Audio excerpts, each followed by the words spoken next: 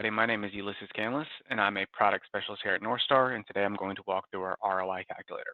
So this will show you the power of our vulnerability prioritization technology. So let's start with some of these inputs. So the first two are going to focus on the severity of the vulnerability. So vulnerabilities that are between a 7 and a 10, and vulnerabilities that are below a 7. And typically, obviously, you can find this data in your vulnerability scanner. So let's set the first number to 200,000, and then the second number to 900,000. So now what NorthStar will do initially is we will correlate your vulnerability scan data to our threat intelligence.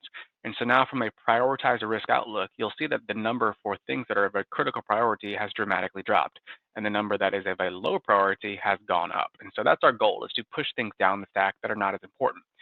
But additionally, NorthStar has the ability to not only correlate threat intelligence to your vulnerability data, but also business context.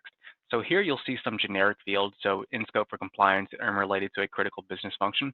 These are just for example purposes. NorthStar actually allows you to customize this, but for now we'll set this to 25% and this to 15%.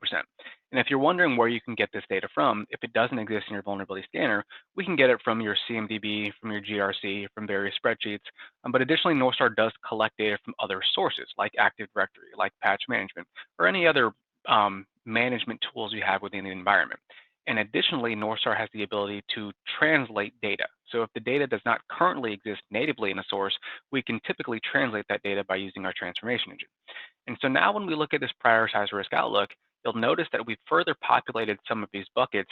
And essentially what you're seeing here is our tiering model. So ultimately the goal is to bubble things up that are the most important and also deprioritize or push things down that do not require immediate attention.